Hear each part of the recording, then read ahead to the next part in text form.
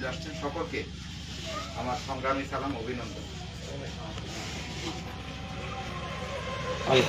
আমি 2018 সালে এই ফরিদপুর আসন থেকে নির্বাচন করেছিলাম। এবারও আমাকে নির্বাচন করবার জন্য আমার কেন্দ্রীয় কমিটি আমাকে বলেছিলেন এবং চিঠিও দিয়েছিলেন। আমি বিভিন্ন কারণে বা আমার পারিবারিক এবং আমার শুভাকাঙ্ক্ষী যারা রয়েছে সকলের মতামতের ভিত্তিতে আসলে আমি নির্বাচন থেকে সরে আসছি। মানে এই না যে আমার সাথে সাধারণ মানুষের সম্পৃক্ততাটা নাই। এই কারণে আমি যদিও নির্বাচন না করি, আমি চাচ্ছি আমার জাতীয় পার্টির নেতৃবৃন্দ, আমার এলাকার মানুষের সাথে যেন আমার সম্পর্কটা সুদৃঢ় থাকে, তাদের সাথে যেন আমার সম্পর্কটা একটা আত্মার বন্ধন রচিত হয়। সেই কারণেই আসলে আমি দেখা করবার জন্য আসছি। আমি এগুলো আসলে আপনাদের আমি এখানে আসতেছি আপনাদের সাথে দেখা করার জন্য সেই সুবাদে নিয়ে আসছি। আপনারা জানেন 9 বছরের সকল রাষ্ট্রপতি পল্লীবন্ধু শেখ মোহাম্মদ এরশাদ ক্ষমতায় থাকাকালীন সময় বাংলাদেশের যে উন্নয়ন হয়েছিল তার মধ্যে উল্লেখযোগ্য হচ্ছে রাষ্ট্রধর্ম ইসলাম, জুমাবার সরকারি ছুটি সহ ইসলামের জন্য অসংখ্য কাজ তিনি করেছিলেন। আমাদের মেয়েদের 8ম শ্রেণী পর্যন্ত বাধ্যতামূলক লেখাপড়া করবার জন্য তিনি কাজ করেছিলেন। বিনামূল্যে বই বিতরণের সিস্টেম তিনি চালু করেছিলেন। টেলিভিশন, এই আপনার অক্ষে আজানের ব্যবস্থা তিনি করেছিলেন। অনেক অসংখ্য কাজ তিনি করেছেন।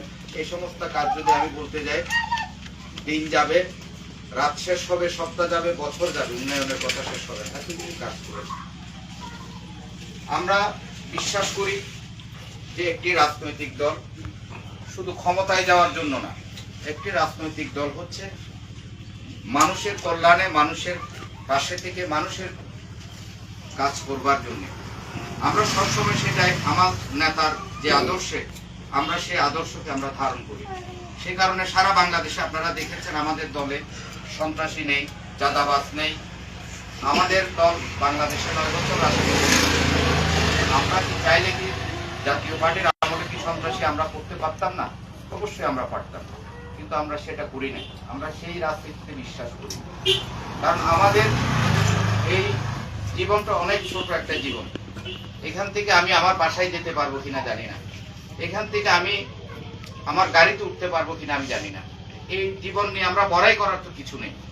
আমরা যতটুকু আল্লাহ আমাদেরকে হায়াত দিয়েছে, আমরা মানুষের সেবা করব, মানুষের পাশে থাকবো, একে অপরের সুখে দুঃখে তাদেরকে সাথে নিয়ে চলবো। এটাই হচ্ছে আমাদের রাজনৈতিক মূল উদ্দেশ্য। আমি হয়তোবা যদি আল্লাহ যদি বাঁচায় রাখে, আল্লাহ যদি হায়াত দেয়, হয়তো সামনে যদি নির্বাচন আসে, আপনাদের সহযোগিতা আপনারা যদি বলেন ইনশাআল্লাহ করব। কিন্তু সেটা হচ্ছে ভিন্ন জিনিস। আমার কথা হচ্ছে আমি রাজনীতি করি, আমি আপনাদের সন্তান, আপনাদের সাথে থাকবো, এটাই আমার সবচেয়ে বড় লক্ষ্য। এখানে অনেক রাজনৈতিক দলের নেতৃবৃন্দ আছেন, আমাদের অনেকে বিভিন্নভাবে আমি কোনো রাজনৈতিক দলের সমালোচনা করতে চাই না। এখানে যারা জাতীয় পার্টির নেতৃবৃন্দ আছেন তাদের কাছে অনুরোধ থাকবে, আপনারা আপনাদের খুশি মতো যাকে ইচ্ছা আপনারা তাকে ভোট দেবেন, আমাদের কোনো আপত্তি নেই।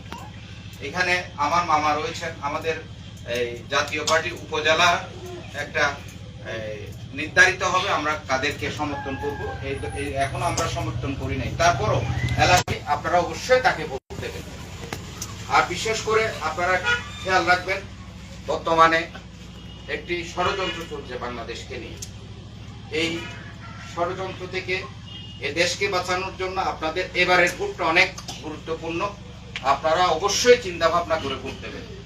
আপনাদের খেয়াল করি, জাতীয় পার্টি বাংলাদেশের ইসলামের জন্য যে কাজগুলো করেছে, আমরা তো বলতে পারি আমরা জাতীয় পার্টি করলে আপনি জান্নাতে যাবেন, আল্লাহ মাফ করুক, এই ধরনের কথা বললেও ইমানও থাকবে না। এই ধরনের কথা আমরা বলতে পারি না। সুতরাং আপনারা মনে রাখবেন, ভোট আপনার অনেক বড় একটা অধিকার, ইমানি দায়িত্ব ভোট দেওয়া। আপনারা সবাই ভোট দেবেন। কিন্তু আছেন যারা আমার সাথে যোগাযোগ করেন, আমি চেষ্টা করি, আমি অনেকবার চেষ্টা করছি, এখানে যারা আছে আমি আপনাদের খোঁজ খবর আমি নেই, আমার খোঁজ খবর কেউ নিতে হয় না। আমি আপনাদের সাথে দেখা করব, আমি আসবো কিনা আমি সবসময় বলে থাকি। হয়তো বা সময় সুযোগ করে ওনারাও আমাকে সময় দিতে পারে না, আমি আসতে পারি না, কিন্তু আমি আপনাদের খোঁজ খবর নেই। আর আপনাদের কাছে অনুরোধ থাকবে, আমরা সামনে ইনশাল্লাহ জাতীয় পার্টিকে ফটিকছড়ি উপজেলায় আরো সুসংগঠিত করবার জন্য আমরা নির্বাচনের পরে ইনশাল্লাহ আমরা কর্মসূচি ঘোষণা করব। আপনারা আমাদের সাথে থাকবেন। আর আমার প্রিয় নেতা পল্লী বন্ধু হুসাইন মোহাম্মদ এরশাদের জন্য দোয়া করবেন। আমাদের বর্তমান জাতীয় পার্টির চেয়ারম্যান জনবন্ধু জিএম কাদের সাহেবের জন্য দোয়া করবেন। আমাদের পার্টির সর্বস্তরের নেতা কর্মীদের জন্য আপনারা দোয়া করবেন। আপনাদের সকলকে ধন্যবাদ। আসসালামু আলাইকুম।